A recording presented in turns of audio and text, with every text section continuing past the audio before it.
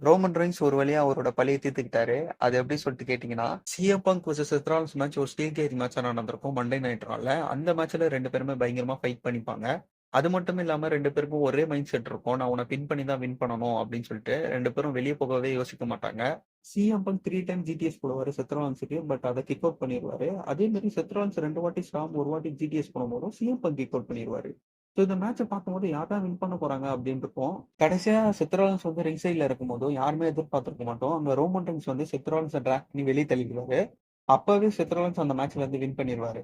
அதெல்லாம் விட Roman Reigns செத் ராலின்ஸ போட்டு பயங்கரமா அடிச்சிருவாரு. அண்ட் அவர் ஒரு ஸ்பியரு, சூப்பர்மேன் பஞ்ச் இதெல்லாம் போட்டதை விட எனக்கு அந்த ஸ்டாம்ப் போட்டது தான் பயங்கரமா இருந்துச்சு பார்க்க. அண்ட் கடைசியா ஸ்டெப்ஸ்ல ஸ்டாம்ப் போடும்போது செக்யூரிட்டிஸ்லாம் வந்து தடுத்துருவாங்க. அதே வைபோட ரிங் சைட்ல பாத்தீங்கன்னா, அங்க பாலைமன் வந்து சிஎம் பங்குக்கு ஒரு ஆறுதல் சொல்லிட்டு இருப்பாரு. அத பார்த்த உடனே ரோமன் ரெயின்ஸ் ஒரு சிரிப்பா இருப்பாருங்க. யோசிக்காம ஸ்ட்ரெயிட்டா போயிட்டு சிஎம் பங்குக்கு ஒரே ஒரு ஸ்பியர் போட்டுருவாரு.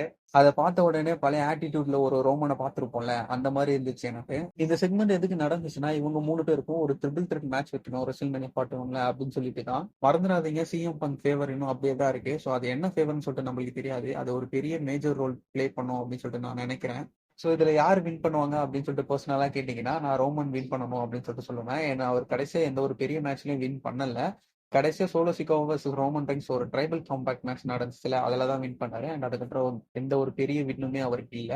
ஸோ இந்த வின் கண்டிப்பா ரோமனுக்கு தேவை. நீங்க என்ன நினைக்கிறீங்க? யார் வின் பண்ணுவாங்கன்னு சொல்லிட்டு கமெண்ட்ல சொல்லிட்டு போங்க. நானும் தெரிஞ்சுக்கிறேன். அண்ட் நம்ம நெக்ஸ்ட் வீடியோல